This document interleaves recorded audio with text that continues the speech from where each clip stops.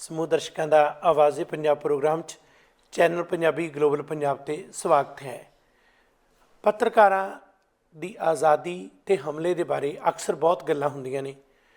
ਜਦੋਂ ਅਸੀਂ ਕੌਮਾਂਤਰੀ ਪੱਧਰ 'ਤੇ ਦੇਖਦੇ ਹਾਂ, ਦੁਨੀਆ ਦੇ ਜਿਸ ਹਿੱਸੇ ਦੇ ਵਿੱਚ ਵੀ ਸਰਕਾਰਾਂ ਦੇ ਖਿਲਾਫ ਆਵਾਜ਼ ਬੁਲੰਦ ਕਰਨ ਵਾਲੇ ਪੱਤਰ ਸਾਹਮਣੇ ਆਉਂਦੇ ਨੇ, ਉਹ ਪੱਤਰਕਾਰ ਜਿਹੜੇ ਹਨ ਉਹਨਾਂ ਨੂੰ ਨਿਸ਼ਾਨਾ ਬਣਾਇਆ ਜਾਂਦਾ ਹੈ।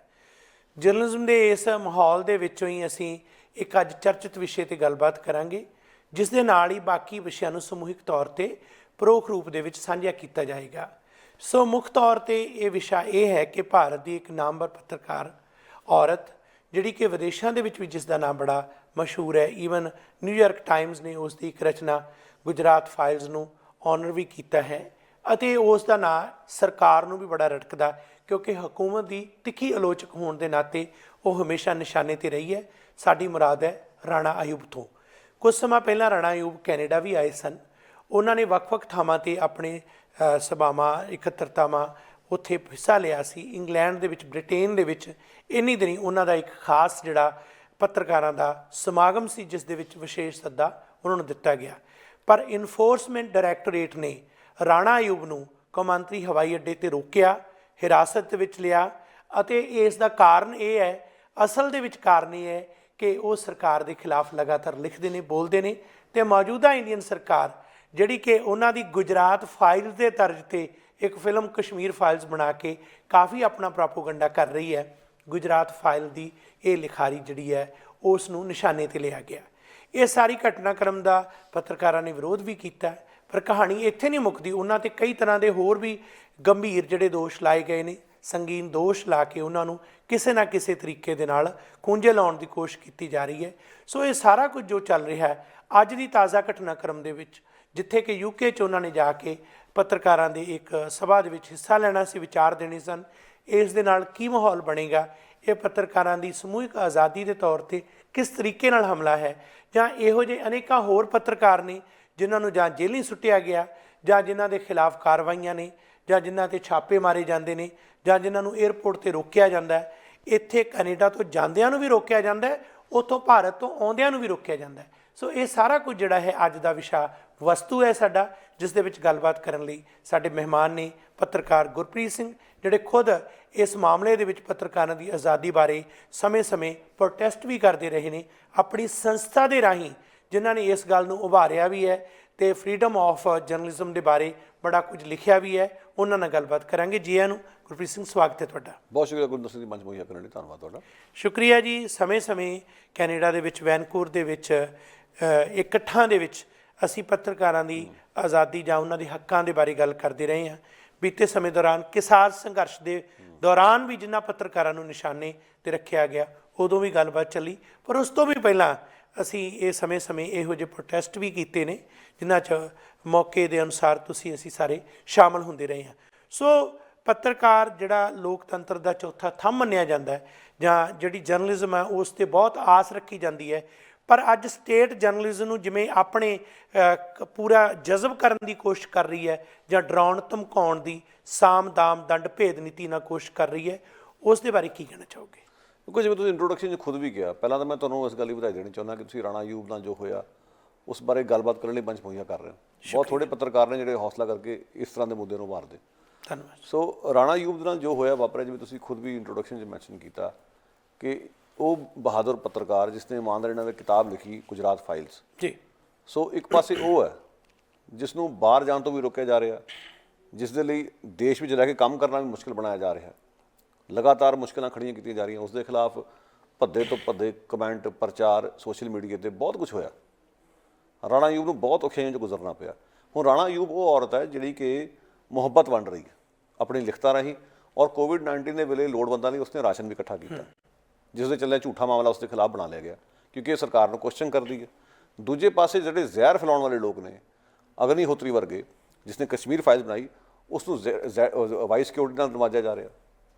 ਸੋ ਇਸ ਤੋਂ ਤੁਸੀਂ ਅਨੁਮਾਨ ਲਾ ਲਓ ਕਿ ਵੀ ਇਹ ਕਹਾਣੀ ਸਿਰਫ ਉੱਥੇ ਨਹੀਂ ਖੜੀ। ਔਰ ਇਕੱਲਾ ਇਹ ਨਹੀਂ ਕਿ ਰਾਣਾ ਆਯੂਬ ਦੀ ਗੱਲ ਨਹੀਂ, ਬਾਕੀ ਦੇ ਜਿਹੜੇ ਚਿੰਤਕ ਨੇ, ਬੁੱਧੀਜੀਵੀ, ਲੇਖਕ, ਪੱਤਰਕਾਰ, ਉਹਨਾਂ ਨਾਲ ਕੀ ਹੋ ਰਿਹਾ ਸਾਡੇ ਸਾਹਮਣੇ। ਇਸੇ ਦੇਸ਼ ਵਿੱਚ ਅਸੀਂ ਵੇਖ ਚੁੱਕੇ ਹਾਂ, ਇਸੇ ਨਿਜ਼ਾਮ ਦੇ ਥੱਲੇ ਗੋਲਿਨ ਕੇਸ ਦਾ ਕਤਲ ਹੋਇਆ, ਜਿਹੜੀ ਉੱਘੀ ਪੱਤਰਕਾਰ ਸੀ। ਗੌਤਮ ਨਵਲਖਾ ਵਰਗਾ ਪੱਤਰਕਾਰ ਜੇਲ੍ਹ 'ਚ ਸੜ ਰਿਹਾ ਇਸ ਵੇਲੇ। ਆਨੰਦ ਤੇਲਤੁੰਬੜੇ ਜਿਹੜੇ ਕਾਲਮਨਿਸਟ ਨੇ ਉਹ ਜੇਲ੍ਹ 'ਚ ਸਾੜੇ ਜਾ ਰਹੇ ਨੇ। ਸੋ ਇਹ ਸਿਲਸਿਲਾ ਸਾਰਾ ਵੱਜਿਆ ਆਪਸ 'ਚ, ਇਹ ਸਾਰੇ ਇੱਕੋ ਕੜੀ ਦਾ ਹਿੱਸਾ।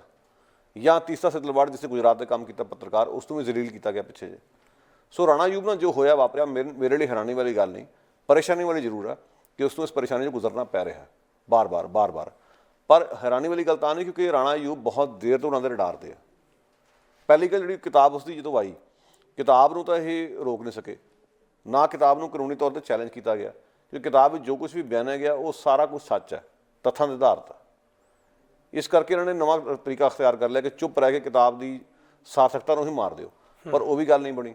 ਬਾਅਦ 'ਚ ਰਾਣਾ ਅਯੂਬ ਵੱਡੇ ਦੈਨਿਕ ਅਖਬਾਰਾਂ ਨੇ ਲਿਖਣ ਲੱਗ ਪਈ, ਅਮਰੀਕਾ ਦੇ ਅਖਬਾਰਾਂ ਦੇ। ਸੋ ਉਹਨਾਂ ਲਈ ਬਦਨਾਮੀ ਦਾ ਵਾਇਸ ਬਣ ਗਿਆ। ਹੁਣ ਹੋਰ ਕੋਈ ਰਾਹ ਲੱਭਾ ਨਹੀਂਗਾ ਅਤੇ ਇੱਕ ਫਰਜ਼ੀ ਮਾਮਲਾ ਚੱਕ ਕੇ ਅਤੇ ਉਸ ਨੂੰ ਕਾਨੂੰਨੀ ਜਿਹੜਾ ਖਲਜਗਣ 'ਚ ਉਲਝਾ ਦਿੱਤਾ ਗਿਆ। ਹੁਣ ਜਿਹੜੀ ਸਿਤਮ ਦੀ ਗੱਲ ਦੇਖੋ ਕਿ ਜਿਹੜੇ ਪੱਤਰਕਾਰ ਬਾਹਰ ਬੈਠੇ ਆ, ਡੇਵਿਡ ਬਾਰਸਾਮੀਆਂ ਵਰਗੇ ਜਿਹੜੇ US 'ਚ ਰਹਿੰਦੇ ਆ, ਜਦੋਂ ਉਹ ਭਾਰਤ ਜਾਣਾ ਚਾਹੁੰਦੇ ਆ ਤਾਂ ਉਹਨਾਂ ਨੂੰ ਜਾਣ ਤੋਂ ਰੋਕਿਆ ਜਾਂਦਾ, ਕਿਉਂਕਿ ਉਹਨਾਂ ਨੇ ਪਹਿਲਾਂ ਵੀ ਜਾ ਕੇ ਕਸ਼ਮੀਰੀਆਂ ਦੀ ਗੱਲ ਸੁਣੀ ਹੈ, ਆਦੀਵਾਸੀਆਂ ਦੀ ਗੱਲ ਸੁਣੀ ਹੈ। ਹੁਣ ਇਹ ਸਿਲਸਿਲਾ ਚੱਲ ਪਿਆ ਕਿ ਪੱਤਰਕਾਰ ਜਿਹੜਾ ਹਿੰਦੁਸਤਾਨ 'ਚ ਬੈਠਾ ਬਾਹਰ ਆ ਕੇ ਕੰਮ ਕਰਨਾ ਚਾਹੇ ਜਾਂ ਆਪਣੀ ਗੱਲ ਅੰਤਰਰਾਸ਼ਟਰੀ ਮੰਚ 'ਤੇ ਲਿਜਾਣੀ ਚਾਹੇ, ਉਹਨੂੰ ਵੀ ਰੋਕਿਆ ਜਾ ਰਿਹਾ। ਨਾ ਤੁਸੀਂ ਬਾਹਰੋਂ ਅੰਦਰ ਜਾ ਸਕੋ, ਨਾ ਅੰਦਰੋਂ ਬਾਹਰ ਆ ਸਕੋ। ਇਹ ਸਿਲਸਿਲਾ ਹੁਣ ਚੱਲ ਪਿਆ, ਜਿਹੜਾ ਕਿ ਉਸ ਅਖੌਤੀ ਡੈਮੋਕ੍ਰੇਸੀ ਲਈ ਬਹੁਤ ਵੱਡਾ ਕਲੰਕ ਆ।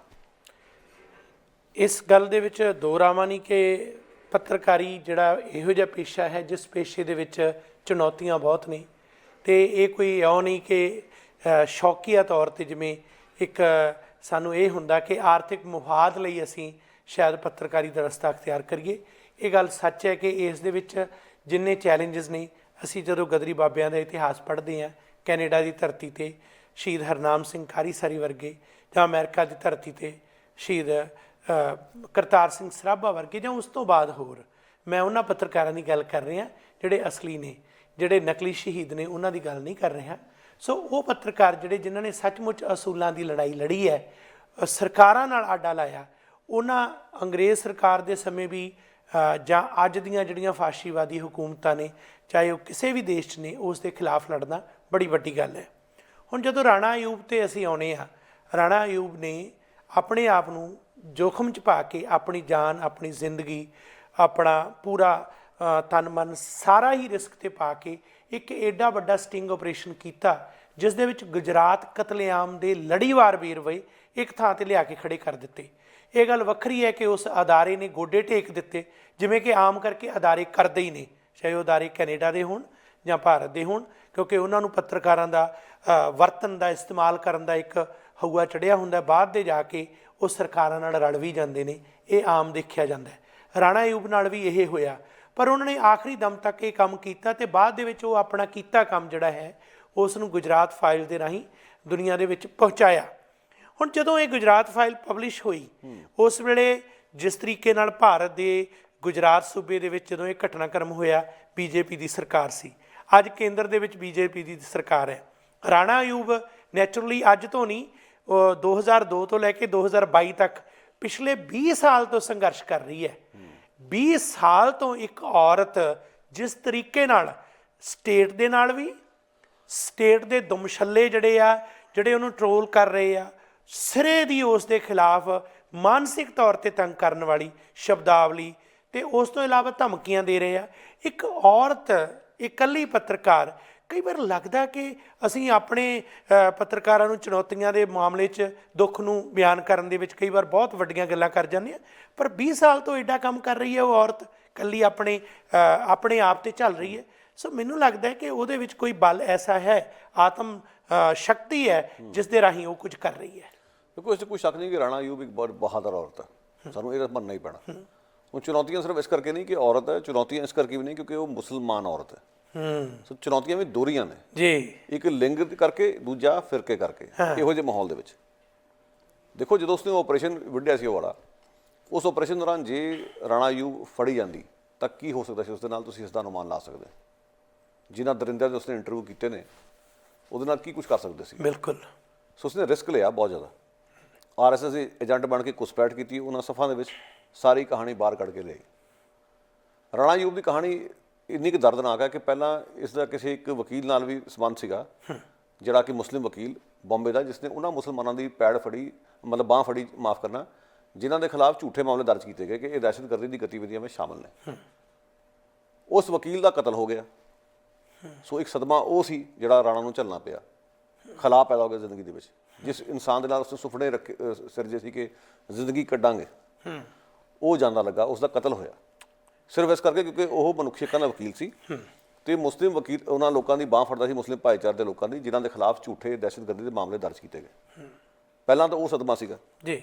ਫਿਰ ਪੱਤਰਕਾਰੀ ਵੀ ਜਦੋਂ ਆਉਂਦੀ ਹੈ, ਜਦੋਂ ਉਹ ਸਾਰਾ ਸਟਿੰਗ ਆਪਰੇਸ਼ਨ ਕਰਦੀ ਹੈ, ਇੱਕ ਪੜਾਅ ਤੇ ਪਹੁੰਚ ਕੇ ਜਦੋਂ ਇਹ ਕਲੀਅਰ ਹੋ ਗਿਆ ਕਿ ਹੁਣ ਨਰਿੰਦਰ ਮੋਦੀ ਅਗਲਾ ਪ੍ਰਧਾਨ ਮੰਤਰੀ ਬਣ ਸਕਦਾ, ਮਤਲਬ ਮੋਦੀ ਤੱਕ ਉਹ ਪਹੁੰਚ ਗਈ ਸੀ ਕਿ ਮੋਦੀ ਤੋਂ ਵੀ ਸ਼ਾਇਦ ਕੁਝ ਉਗਲਵਾ ਸਕਦੀ ਸੀਗੇ।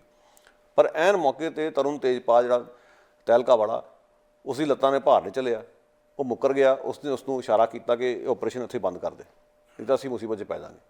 ਜਿਹੜਾ ਉਹਨੇ ਮਹੀਨੇ ਲਾ ਕੇ ਕੰਮ ਕੀਤਾ ਸੀਗਾ, ਉਹ ਸਾਰਾ ਜਿਹਨੂੰ ਕਹਿੰਦੇ ਖੂਹ ਖਾਤੇ ਪੈ ਗਿਆ ਸੀ। ਉਸ ਦੇ ਕਰਕੇ ਵੱਖਰੇ ਤੌਰ ਤੇ ਮਾਨਸਿਕ ਪੀੜ 'ਚੋਂ ਗੁਜ਼ਰੀ ਹੈ, ਡਿਪਰੈਸ਼ਨ 'ਚ ਚਲੀ ਗਈ। ਫਿਰ ਉਸਨੇ ਆਪਣੇ ਕੌਂਸਲਰ ਨਾਲ ਸਲਾਹ ਕੀਤੀ, ਉਸਨੇ ਸਲਾਹ ਦਿੱਤੀ ਕਿ ਤੂੰ ਆਪਣੇ ਅਨੁਭਵ ਜਿਹੜੇ ਉਹਨੂੰ ਲਿਖ, ਜਿਸ ਤੋਂ ਪਿੱਛੇ ਉਸਨੇ ਕਿਤਾਬ ਲਿਖਣ ਦੀ ਹਿੰਮਤ ਜੁਟਾਈ।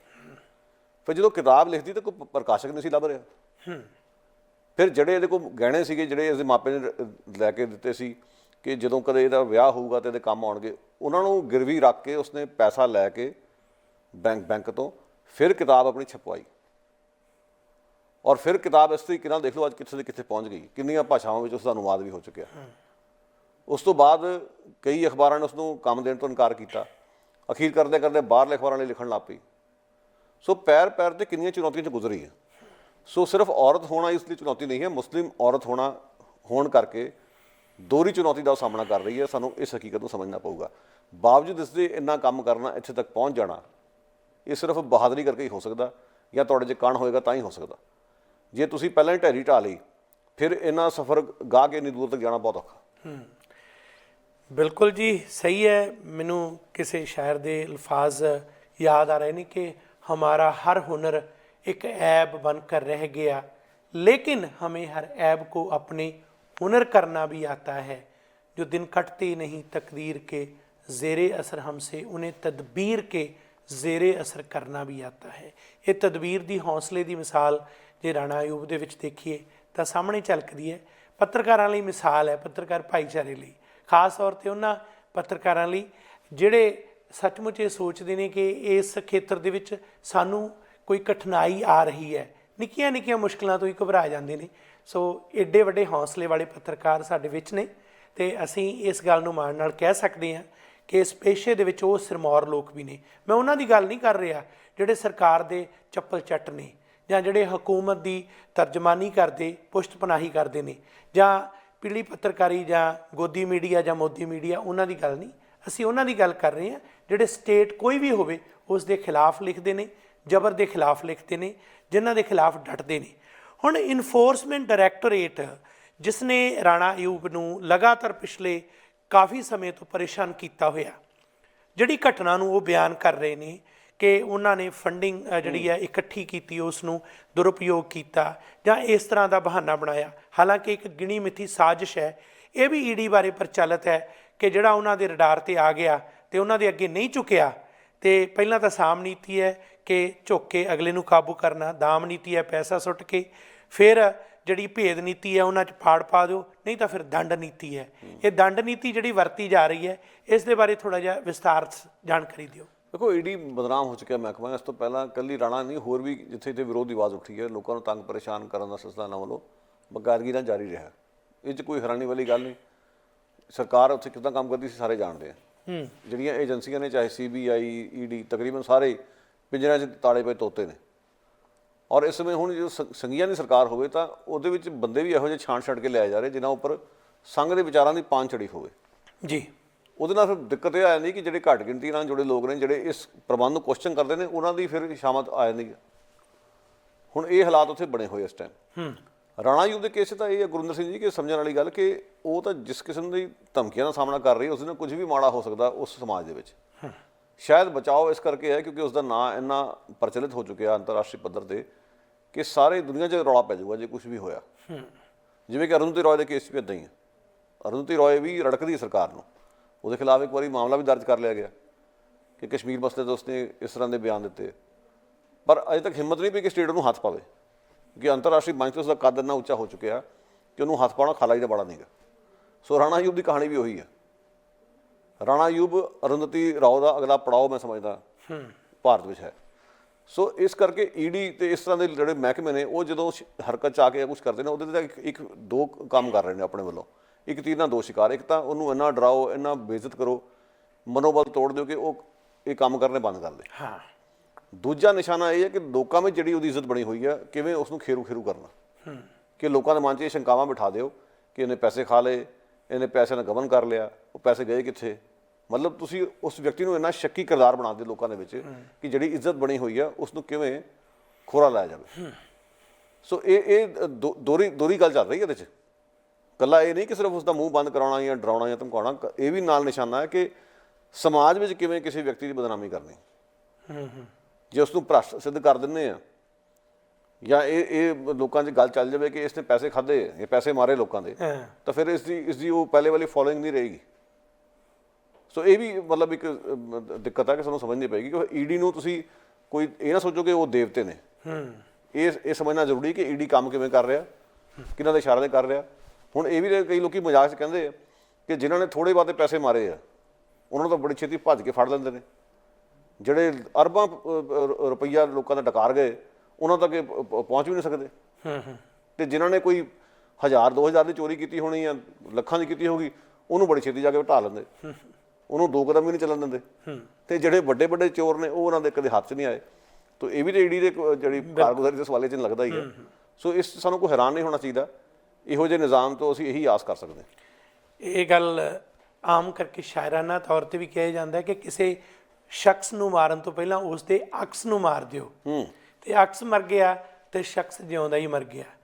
ਪਰ ਰਾਣਾ ਅਯੂਬ ਵਰਗੇ ਜਿਹੜੇ ਨੇ ਉਹ ਸ਼ਖਸ ਐਸੇ ਨੇ ਜਿਨ੍ਹਾਂ ਦਾ ਅਕਸ ਇਸ ਤਰ੍ਹਾਂ ਨਹੀਂ ਮਰਦਾ, ਜਾਂ ਇਹੋ ਜਿਹੇ ਉਹ ਲੋਕ ਜਿਨ੍ਹਾਂ ਨੇ ਪੈੜਾਂ ਪਾਈਆਂ ਹੋਣ, ਜਿਨ੍ਹਾਂ 'ਚ ਗੌਤਮ ਨਵਲਖਾ ਦੀ ਅਸੀਂ ਗੱਲ ਕਰਦੇ ਹਾਂ, ਜਿਹੜਾ 1984 ਦੇ ਵਿੱਚ ਜਦੋਂ ਸਿੱਖ ਕਤਲੇਆਮ ਹੋਇਆ ਉਸ ਵੇਲੇ ਹੂ ਆਰ ਦਾ ਗਿਲਟੀ, ਦੋਸ਼ੀ ਕੌਣ, ਕਸੂਰਵਾਰ ਕੌਣ, ਇਹ ਕਿਤਾਬ ਲਿਖਦੇ ਨੇ ਅਤੇ ਉਸ ਦੇ ਵਿੱਚ ਆਪਣਾ ਯੋਗਦਾਨ ਪਾਉਂਦੇ ਨੇ ਸਾਥੀਆਂ ਨਾਲ ਮਿਲ ਕੇ। ਉਹੋ ਜਿਹੇ ਵਿਅਕਤੀਆਂ ਨੂੰ ਜੇਲ੍ਹਾਂ 'ਚ ਵੀ ਸੁੱਟ ਦਿਓ ਤਾਂ ਉਹਨਾਂ ਦਾ ਅਕਸ ਨਹੀਂ ਮਰਦਾ, ਬਲਕਿ ਹੋਰ ਉੱਭਰਦਾ। ਜਿੰਨਾ ਦਬਾਉਣ ਦੀ ਕੋਸ਼ਿਸ਼ ਹੈ ਓਨੇ ਉੱਭਰਦੇ ਨੇ। ਕਦੇ ਸਿੱਖਾਂ ਦੇ ਉੱਪਰ ਹੋਏ ਜ਼ਬਰ ਦੇ ਖਿਲਾਫ ਇਹ ਗੱਲ ਲੋਕ ਪ੍ਰਚਲਿਤ ਹੋ ਸਕੀ ਸੀ, ਤੇ ਅੱਜ ਵੀ ਲੋਕਾਂ ਦੇ ਮਨ 'ਚ ਹੈ ਕਿ ਮੰਨੂ ਸਾਡੀ ਦਾਤਰੀ, ਅਸੀਂ ਮੰਨੂ ਦੇ ਸੋਏ, ਜਿਉਂ-ਜਿਉਂ ਮੰਨੂ ਵੱਢਦਾ ਅਸੀਂ ਦੂਣ ਸਵਾਏ ਹੋਏ। ਸੋ ਲੱਗਦਾ ਇਹੀ ਹੈ ਕਿ ਜ਼ੁਲਮ ਜਦੋਂ ਕੋਈ ਕਰਦਾ ਤਾਂ ਉਸ ਦੇ ਵਿੱਚ ਹੋਰ ਜਿਹੜਾ ਸੋਨਾ ਬਣ ਕੇ, ਕੁੰਦਨ ਬਣ ਕੇ ਜਿਹੜਾ ਹੈ ਉੱਪਰਦਾ ਯੋਗ ਇਨਸਾਨ। ਸੋ ਸਵਾਲ ਇੱਥੇ ਆਉਂਦਾ ਹੈ ਕਿ ਜਿਸ ਤਰੀਕੇ ਦੇ ਨਾਲ ਅੱਜ ਅਸੀਂ ਦੇਖਦੇ ਹਾਂ ਅਡਾਨੀ ਅੰਬਾਨੀ ਵਰਗੇ ਦੇਸ਼ ਦਾ ਸਾਰਾ ਧਨ ਲੁੱਟ ਰਹੇ ਨੇ, ਜਾਂ ਸਰਕਾਰਾਂ ਦੇ ਜਿਹੜੇ ਆਪਣੇ ਯਾਰ ਨੇ ਹਕੂਮਤਾਂ ਦੇ, ਉਹ ਜੋ ਮਰਜ਼ੀ ਲੁੱਟ ਖਸੁੱਟ ਕਰਨ, ਉਹ ਬਿਲਕੁਲ ਮੁਕਤ ਨੇ ਈਡੀ ਤੋਂ। ਇਹ ਸਰਕਾਰ ਨਹੀਂ ਅੱਜ ਕੇ ਭਾਜਪਾ ਦੀ ਜਾਂ ਆਰਐਸਐਸ ਦੀ ਜਿਹੜੀ ਹਕੂਮਤ ਹੈ, ਇਸ ਤੋਂ ਪਹਿਲਾਂ ਇਹ ਕੰਮ ਕਾਂਗਰਸ ਨੇ ਵੀ ਕੀਤਾ, ਬਾਕੀਆਂ ਨੇ ਵੀ ਕੀਤਾ। ਆਪਣੇ ਸਾਥੀਆਂ ਨੂੰ ਬਚਾਉਣਾ ਤੇ ਦੂਜਿਆਂ 'ਤੇ ਸ਼ਿਕੰਜਾ ਕੱਸਣਾ। ਮੀਡੀਆ ਦੇ ਬਾਰੇ ਵੀ ਇਸ ਤਰ੍ਹਾਂ ਚੱਲਦਾ ਰਿਹਾ। ਮੀਡੀਆ ਵੀ ਹੁਣ ਨਹੀਂ ਪਹਿਲਾਂ ਨਿਸ਼ਾਨਾ ਬਣਿਆ, ਪਰ ਹੁਣ ਅੱਤ ਹੀ ਕਰ ਦਿੱਤੀ ਹੈ। ਹੁਣ ਜਿਹੜਾ ਪਾਣੀ ਸਿਰ ਤੋਂ ਲੰਘਿਆ ਉਸ ਦੇ ਵਿੱਚੋਂ ਇਹ ਮਿਸਾਲਾਂ ਨੇ। ਹੁਣ ਅਸੀਂ ਕਈ ਵਾਰ ਕਹਿੰਦੇ ਹਾਂ ਕਿ ਹੋਰਾਂ ਸਰਕਾਰਾਂ ਦੇ ਵਿੱਚੋਂ ਪੰਜਾਬ ਦੀ ਇੱਕ ਨਿੱਕੀ ਜਿਹੀ ਮਿਸਾਲ ਅਸੀਂ ਕੱਲ੍ਹ ਦੀ ਲੈਂਦੇ ਹਾਂ। ਬੀਤੇ ਦਿਨੀ ਪੰਜਾਬੀ ਯੂਨੀਵਰਸਿਟੀ ਪਟਿਆਲਾ ਦੇ ਵਿੱਚ ਇੱਕ ਸਮਾਗਮ ਹੋਇਆ। ਠੀਕ ਹੈ, ਪੰਜਾਬ ਦੇ ਵਿੱਚ ਆਪ ਦੀ ਸਰਕਾਰ, ਅਸੀਂ ਕਹਿੰਦੇ ਹਾਂ ਭਗਵੰਤ ਮਾਨ ਸਾਡੇ ਪੱਤਰਕਾਰਾਂ ਨਾਲ ਹੀ ਬੈਠਦਾ ਉੱਠਦਾ ਰਿਹਾ। ਅੱਜ ਉਹ ਮੁੱਖ ਮੰਤਰੀ ਹੈ ਅਤੇ ਅਸੀਂ ਅਕਸਰ ਇਹ ਗੱਲ ਕਰਦੇ ਹਾਂ ਕਿ ਉਸ ਨੂੰ ਉਭਾਰਨ ਵਾਲਾ ਵੀ ਮੀਡੀਆ ਜਾਂ ਪੱਤਰਕਾਰ ਦੋਸਤ ਮਿੱਤਰ ਸਨ। ਯੂਥ ਫੈਸਟੀਵਲ ਤੋਂ ਲੈ ਕੇ ਅੱਜ ਤੱਕ ਦੇ ਸਮੇਂ ਦੌਰਾਨ ਇੱਕ ਸਾਂਝ ਰਹੀ ਹੈ। ਪਰ ਪੰਜਾਬ ਦੇ ਪੱਤਰਕਾਰਾਂ ਨੇ ਜਦੋਂ ਇਹ ਦੱਸਿਆ ਕਿ ਮੁੱਖ ਮੰਤਰੀ ਨੇ ਜਦੋਂ ਯੂਨੀਵਰਸਿਟੀ ਦੇ ਵਿੱਚ ਆਉਣਾ ਸੀ ਤੇ ਪੱਤਰਕਾਰਾਂ ਦੇ ਦਾਖਲੇ 'ਤੇ ਰੋਕ ਲਾ ਦਿੱਤੀ ਗਈ, ਬਕਾਇਦਾ ਤੌਰ 'ਤੇ ਅਮਲਾ ਫੈਲਾ ਦਿੱਤਾ ਗਿਆ ਕਿ ਲੋਕ ਸੰਪਰਕ ਵਾਲੇ ਵੀ ਤੇ ਪੱਤਰਕਾਰ ਵੀ ਅੰਦਰ ਨਾ ਜਾ ਸਕਣ, ਤੇ ਪੱਤਰਕਾਰਾਂ ਨੇ ਨਿਖੇਧੀ ਕੀਤੀ, ਬਾਈਕਾਟ ਕੀਤਾ। ਇਹ ਇੱਕ ਪੰਜਾਬ ਦੀ ਤਾਜ਼ਾ ਘਟਨਾ, ਜਿਨ੍ਹਾਂ ਤੋਂ ਆਸ ਰੱਖੀ ਜਾ ਰਹੀ ਸੀ ਆਸ ਬੱਦਲਾਂ ਤੇ ਮੇਰੇ ਦਾਗ ਧੋਣਗੇ, ਕਾਲਕ ਸਗੋਂ ਨੇ ਹੋਰ ਵੀ ਚਿਹਰੇ 'ਤੇ ਮਲ ਗਏ। ਆਹ ਕੁਛ ਹੈ। ਅਸੀਂ ਜਦੋਂ ਵੱਡੀਆਂ ਗੱਲਾਂ ਦੇ ਨਾਲ ਇਸ ਤਰ੍ਹਾਂ ਦੀਆਂ ਆਏ ਦਿਨ ਘਟਨਾਵਾਂ ਦੀ ਗੱਲ ਕਰਦੇ ਹਾਂ ਤਾਂ ਬੜੀ ਹੈਰਾਨੀ ਹੁੰਦੀ ਹੈ, ਤੇ ਲੱਗਦਾ ਹਮਾਮ 'ਚ ਸਾਰੇ ਹੀ ਨੰਗੇ ਨੇ। ਦੇਖੋ, ਇਹ ਨਾ ਟ੍ਰੈਂਡ ਕਾਫੀ ਦੇਰ ਤੋਂ ਚੱਲ ਰਿਹਾ ਵਾਲਾ। ਕੈਨੇਡਾ ਵਿੱਚ ਵੀ ਇਸ ਦੀ ਮਿਸਾਲ ਤੁਹਾਨੂੰ ਦੇ ਸਕਦਾ। ਸਟੀਵਨ ਹਾਰਪਰ ਵੇਲੇ ਆਮ ਹੁੰਦਾ ਸੀਗਾ ਕਿ ਜਦੋਂ ਉਹਨਾਂ ਨੇ ਆਉਣਾ ਤੇ ਪਹਿਲਾਂ ਹੀ ਕਹਿਣਾ ਕਿ 2 ਹੀ ਸਵਾਲ ਲਏ ਜਾਣਗੇ। ਪੱਤਰਕਾਰ ਜਦੋਂ ਮੂੰਹ ਝਾਕਦੇ ਸੀ ਵੀ ਕਿਹੜੇ ਸਵਾਲ ਪੁੱਛੇ ਜਾਣ, ਕੀ ਪੁੱਛਿਆ ਜਾਵੇ। ਸਵਾਲ ਵੀ 2, ਉਹਨੇ ਕਿ ਜਵਾਬ ਦੇ ਕੇ ਉਹ ਚੱਲਦੇ ਬਣਦੇ ਸੀ। ਸੋ ਮਤਲਬ ਆਪਣੀ ਜਿਹੜੀ ਪ੍ਰੈਸ ਮਿਲਣੀ ਦਾ ਸਮਾਂ ਬਹੁਤ ਜ਼ਿਆਦਾ ਘਟਾ ਦਿੱਤਾ, ਬਹੁਤ ਸੀਮਤ ਕਰ ਲਿਆ ਉਸ ਚੀਜ਼ ਨੂੰ। ਜਿੰਨੇ ਵੀ ਸੱਜੇ ਪੱਖੀ ਨੇ ਤਾਂ ਕਰਦੇ ਹੀ ਨੇ, ਪਰ ਹੁਣ ਅਫਸੋਸ ਦੀ ਗੱਲ ਇਹ ਹੈ ਕਿ ਮੋਦੀ ਵੀ ਇਹ ਕਰ ਰਿਹਾ, ਮਿਲਦਾ ਨਹੀਂ ਪ੍ਰੈਸ ਨੂੰ, ਨਾ ਮੱਥੇ ਲੱਗਦਾ ਪ੍ਰੈਸ ਦੇ। ਭਗਵੰਤ ਮਾਨ ਵਰਗੇ ਤੋਂ ਲੋਕਾਂ ਨੂੰ ਆਸਾਂ ਸੀਗੀਆਂ ਕਿ ਇਸ ਦਾ ਤਰੀਕਾ ਵੱਖਰਾ ਹੋਊਗਾ, ਇਹਦਾ ਅੰਦਾਜ਼ ਵੱਖਰਾ ਹੋਊਗਾ, ਪਰ ਅਖੀਰ ਉੱਥੇ ਵੀ ਇਹੀ ਨਿਕਲਿਆ। ਸ਼ਖਸੀ ਪੂਜਾ ਵਾਲਾ ਮਾਹੌਲ ਬਣਿਆ ਹੋਇਆ। ਮਤਲਬ ਕਹਿੰਦਾ ਕਿ ਐਡਾ ਵੱਡਾ ਮਤਲਬ ਸ਼ਖਸੀਅਤ ਬਣ ਗਿਆ ਭਗਵੰਤ ਮਾਨ ਅੱਜ, ਕਿ ਉਸਦੀ ਹੁਣ ਉਸ ਰੂਪ 'ਚ ਪੂਜਾ ਹੋ ਰਹੀ ਹੈ ਕਿ ਕੋਈ ਉਸ ਨੂੰ ਸਵਾਲ ਵੀ ਨਹੀਂ ਕਰਨੇ ਚਾਹ ਰਿਹਾ। ਇੱਕ ਤਾਂ ਚਲੋ ਠੀਕ ਹੈ, ਮੰਨ ਲੈਂਦੇ ਜੋ ਕਹਿੰਦਾ ਨਵਾਂ ਨਵਾਂ ਚਾਹ ਅਜੇ ਤਾਂ ਹੱਥਾਂ ਦੀ ਮਹਿੰਦੀ ਵੀ ਨਹੀਂ ਸੁੱਕੀ, ਹਨੀਮੂਨ ਪੀਰੀਅਡ ਚੱਲ ਰਿਹਾ, ਕਰ ਲਓ ਮੌਜਾਂ, ਕਿੰਨੇ ਦਿਨ ਕਰੋਗੇ। ਪਹਿਲਾਂ ਤਾਂ ਰਾਜ ਸਭਾ ਦੇ ਮੈਂਬਰਾਂ ਦੀ ਭਰਤੀ ਵੇਲੇ ਉਹਨਾਂ ਨੇ ਤੁਹਾਨੂੰ ਵਿਖਾਤਾ ਕਿੰਨੇ ਜੋਗੇ ਨੇ। ਫਿਰ ਉਸ ਤੋਂ ਇਲਾਵਾ ਦੇਖੋ ਬੇਅਦਬੀ ਕਾਂਡ ਦੇ ਮਾਮਲੇ 'ਚ ਸਭ ਤੋਂ ਵਧੀਆ ਜੇ ਕੋਈ ਕਿਸੇ ਨੇ ਕਾਰਗੁਜ਼ਾਰੀ ਕਿਸੇ ਪੁਲਿਸ ਅਧਿਕਾਰੀ ਦੀ ਸੀ, ਉਹ ਉਹਨਾਂ ਦਾ MLA ਚੁਣਿਆ ਗਿਆ। ਹੋਮ ਮਿਨਿਸਟਰ ਉਹਨੂੰ ਨਹੀਂ ਬਣਾਇਆ ਗਿਆ, ਹੋਮ ਮਿਨਿਸਟਰ ਜਨਾਬ ਆਪ ਬਣ ਕੇ ਬੈਠੇ ਨੇ, ਯਾਨੀ ਦੋਨੇ ਅਹੁਦੇ ਆਪਣੀ ਜੇਬ 'ਚ ਪਾ ਲਏ। ਫਿਰ ਮੰਤਰੀ ਮੰਡਲ ਛੋਟਾ ਰੱਖਣ ਪਿੱਛੇ ਵੀ ਭਾਵਨਾ ਇਹੀ ਹੈ ਕਿ ਕਿਵੇਂ ਤਾਕਤ ਦਾ ਕੇਂਦਰੀਕਰਨ ਕਰਨਾ। ਇਹ ਭਾਵਨਾ ਨਹੀਂ ਹੈ ਕਿ ਮੰਤਰੀ ਮੰਡਲ ਛੋਟਾ ਰੱਖ ਕੇ ਤਨਖਾਹਾਂ ਘਟਾਉਣੀਆਂ, ਨਾ, ਕੇਂਦਰੀਕਰਨ ਕਿਵੇਂ ਕਰਨਾ। ਇਹ ਵੀ ਸੇਧ ਇਹ ਜਨਾਬ ਨੇ ਮੋਦੀ ਵਰਗਿਆਂ ਤੋਂ ਲਈ ਹੈ ਅਤੇ ਹਾਰਪਰ ਵਰਗੇ ਤੋਂ ਲਈ ਹੈ, ਕਿਉਂਕਿ ਜਿਹੜੀਆਂ ਸੱਜੇ ਪੱਖੀ ਸਰਕਾਰਾਂ ਉਹਨਾਂ ਦੀ ਇਹ ਰਵਾਇਤ ਰਹੀ ਹੈ ਕਿ ਸਰਕਾਰਾਂ ਛੋਟੀਆਂ ਰੱਖੀਆਂ ਜਾਣ ਤਾਂ ਜੋ ਤਾਕਤ ਦਾ ਕੇਂਦਰੀਕਰਨ ਯਕੀਨੀ ਬਣਾਇਆ ਜਾ ਸਕੇ। ਇਸ ਗੱਲ ਨੂੰ ਸਮਝਣਾ ਬਹੁਤ ਜ਼ਰੂਰੀ ਹੈ। ਸੋ ਇਹ ਉਸ ਦੀ ਮਿਸਾਲ ਹੈ ਕਿ ਜਨਾਬ ਆਏ ਨੇ ਤੇ ਪੱਤਰਕਾਰਾਂ ਨੂੰ ਮਿਲੇ ਨਹੀਂ। ਹੁਣ ਕਹਿਣ ਨੂੰ ਜੋ ਮਰਜ਼ੀ ਕਹੀ ਜੋ ਮੀਡੀਆ ਨੂੰ ਉਭਾਰਿਆ, ਮੀਡੀਆ ਕਰਕੇ ਬਣੇ, ਪਰ ਉਹ ਮੰਨਦੇ ਇਸ ਗੱਲ ਨੂੰ। ਉਹ ਤਾਂ ਸੋਚਦੇ ਕਿ ਅਸੀਂ ਤਾਂ ਅਵਤਾਰ ਲਿਆ, ਸਾਨੂੰ ਤਾਂ ਪੂਜਣ ਵਾਲੇ ਹੀ ਬਹੁਤ ਨੇ। ਅਗਾਂਹ ਜਨਤਾ ਵੀ ਉਹੀ ਜਿਹੜੀ ਪੂਜ ਰਹੀ ਹੈ, ਸਵਾਲ ਕਰਨ ਦੀ ਥਾਂ 'ਤੇ ਅੰਨੇ ਹੋਏ ਨੇ। ਸੋ ਅੱਜ ਸਮਾਂ ਇਸ ਗੱਲ ਦੀ ਮੰਗ ਕਰਦਾ ਕਿ ਉਹਨਾਂ ਅੰਨੇ ਭਗਤਾਂ ਨੂੰ ਇਹ ਕਹੋ ਕਿ ਸ਼ਖਸੀ ਪੂਜਾ ਨੂੰ ਛੱਡੋ, ਹਕੀਕਤ ਦਾ ਸਾਹਮਣਾ ਕਰੋ।